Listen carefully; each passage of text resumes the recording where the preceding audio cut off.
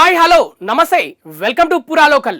కులగణన ఒక game changer కాబోతుందా Telangana రాష్ట్రంలో? అవునని కొందరు అంటున్నారు, కాదని మరికొందరు అంటున్నారు.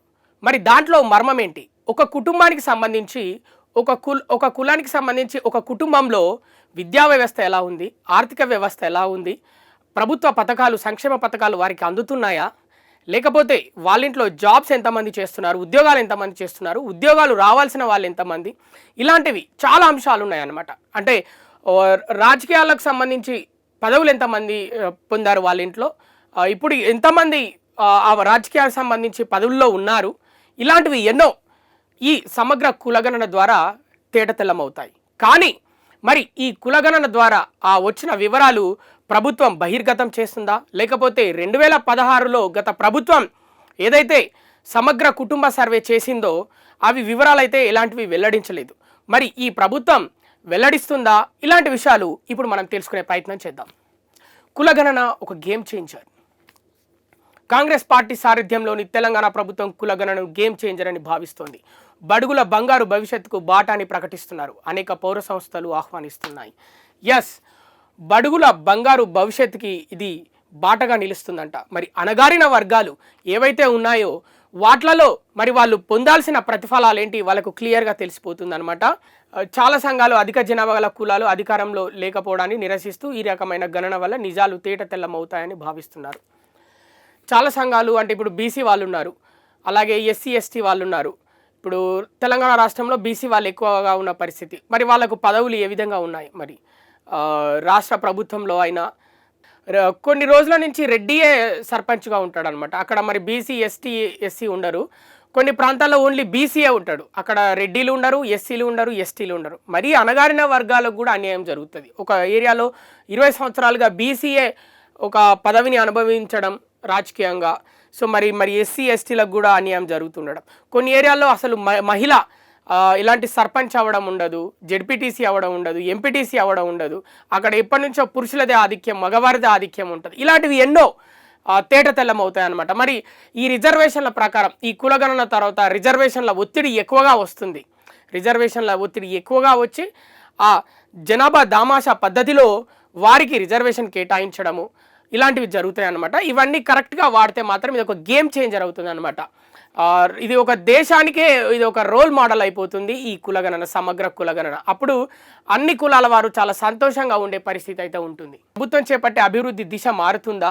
అనేక మందికి ఈ తాజా ప్రభుత్వ సర్వే మీద చాలా ఆశలు ఉన్నాయి. ఇవన్నీ తీరుతాయని అనుకుంటున్నారు. ఎస్, చాలామందికి ఆశలు ఉన్నాయి.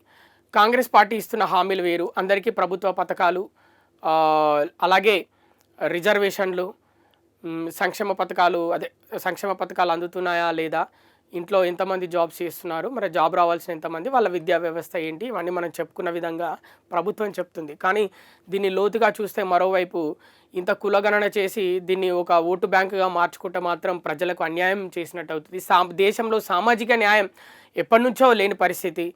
కాబట్టి దీని ద్వారానైనా ఈ రాష్ట్రానికి సామాజిక న్యాయం జరుగుతుందని అందరూ భావిస్తున్నారు. అలా చేస్తే చాలా మంచిది. ముఖ్యంగా కాంగ్రెస్ పార్టీ ఏం చేసిందంటే ఎన్నికల్లో గెలవక ముందే మేము గెలిస్తే ఖచ్చితంగా కులగణన చేసి తీరుతాం దేశం మొత్తం అని చెప్పడం జరిగింది. కానీ కాంగ్రెస్ పార్టీ ప్రస్తుతం ఏ రాష్ట్రాల్లో అయితే అధికారంలో ఉందో ఆ రాష్ట్రాల్లో అయితే కులగణన చేపడుతుంది. దాంట్లో భాగంగానే తెలంగాణ రాష్ట్రంలో కులగణన మొదలైంది. సో ఇది మరి ఈ రాష్ట్రానికి సంబంధించి ఒక పెద్ద పైలట్ ప్రాజెక్ట్ కాబోతుందా? ఒకటేసారి మొత్తం ప్రజల యొక్క దిశ మార్చేస్తుందా? మరి ఈ కులగణన చూద్దాం. రాజకీయ రిజర్వేషన్లకు ఈ కులగణన ఆధారం అవుతుందని ఇప్పటివరకైతే ఎవ్వరూ హామీ ఇవ్వలేదు.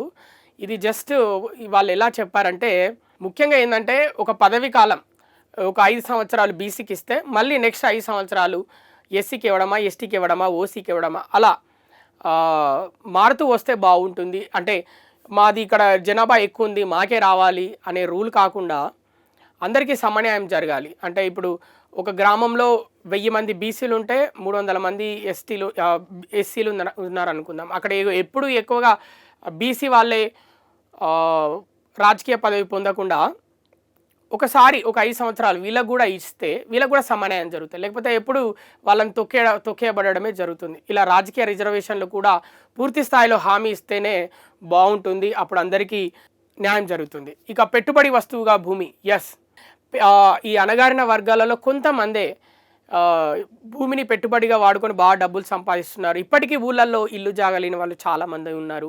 ప్రభుత్వాలు కూడా ఎలా దృష్టి పెడుతున్నాయంటే నగరీకరణ అంటే పట్టణాల అభివృద్ధి మీదనే దృష్టి పెడుతుంది, కానీ పల్లెల్లో ఎవరికి ఇల్లు జాగలేని పరిస్థితి. ఇప్పటికీ కూడా ఇన్ని ఇందిరమ్మ ఇల్లు, డబుల్ బెడ్రూమ్లు ఇల్లు ఇన్ని వచ్చినప్పటికీ కూడా ఇంకా ఇల్లు లేని వాళ్ళు, భూమి జాగ లేని వాళ్ళు ఉన్నారు. ఉన్న వాళ్ళే అంటే పెద్ద వర్గాల వరకు సంబంధించిన వాళ్ళే ఆ బిజినెస్లు చేస్తున్నారు భూమిపైన.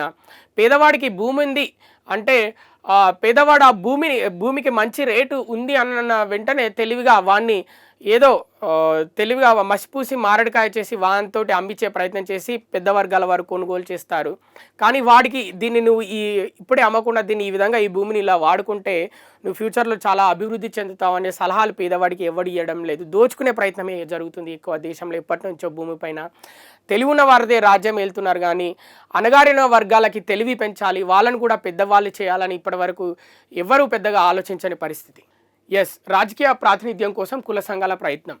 చట్టసభల్లో ఈ కుల సంఘాలు ఏవైతే ఉంటాయో రాజకీయ ప్రాతినిధ్యం వాటిలో మన హవానే ఎక్కువ ఉండాలి, మన కమ్యూనిటీకి సంబంధించిన వాళ్ళే ఎక్కువగా ఉండాలి, సీట్లు కూడా ఈ ఏరియాలో వాళ్ళకి ఇస్తేనే మనకు ఓట్లు పడతాయి, అతను మాత్రమే ఇది చేయగలుగుతాడని అలాంటిది ఒక అపోహ తెచ్చి ఎప్పుడు వాళ్ళదే అలా చేసేలా సెటప్ చేసుకున్నారు అనమాట. కానీ ఇలా మీరు చూడండి, చట్టసభల్లో అయినా ఎక్కువగా ఓసీ వాళ్ళు, కొంచెం బీసీ వాళ్ళే ఉంటారు, కానీ ఎస్సీ ఎస్టీ నుంచి సంబంధించి చాలా తక్కువ మంది ఉంటారు చట్టసభల్లో. కాబట్టి ఎమ్మెల్యేలైనా ఎంపీలైనా సో ఇలాంటివి కొంచెం సమన్వయం జరిగితే బాగుంటుంది.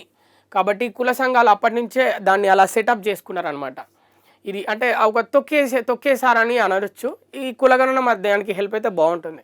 చట్టసభల్లో ఎక్కువగా వెళ్ళిన వారు డబ్బులున్న వాళ్ళే ఉంటారు. కొంతమంది ఎమ్మెల్యేలు, ఎంపీలు, పెద్ద కులాలకు సంబంధించిన వారు, కొంతమంది పేద కులాలకు సంబంధించి అణగారిన వర్గాలకు సంబంధించి ఎస్సీ ఎస్టీ నుంచి కూడా డబ్బులున్న వాళ్ళే ఎక్కువగా ఉంటారు వెళ్ళిన వాళ్ళు. లేని వాడికి ఆ టైంలో అతని పేరు లేకపోతే అతని పలుకుబడి లేకపోతే ఆ టైంకి ఆ పార్టీలో ఎప్పటి నుంచో ఉన్న వ్యక్తి కాబట్టి అతనికి సీట్ రావడం గెలవడం జరుగుతుంది. కానీ డబ్బులు లేని వాళ్ళకి, అణగారిన వర్గాలకి మాత్రం చట్టసభల్లోకి వెళ్ళేందుకు చాలా కష్టమవుతుంది అనమాట. ఈ కులగణన ద్వారా రాజకీయ రిజర్వేషన్లు జరిగి అందరికీ సమన్వయం జరిగితే బాగుంటుంది. చట్టసభలకు సంబంధించి కూడా ఒక ఆధారాలు ఉంటాయి అన్నమాట. ఇంతమంది ఉన్నారు, ఇంత జనాభా ఉంది, వాళ్ళలో వాళ్ళు ప్రభుత్వ ఫలాలు పొందుతున్నారు, ఇలాంటివి ఎన్నో విషయాలు తెలియడం ద్వారా ఇలాంటివి కొన్ని ఆచరణలో పెడితే పాలసీలైనా ఏదైనా అప్పుడు కొందరి నోళ్ళు మూయించవచ్చు అన్నమాట.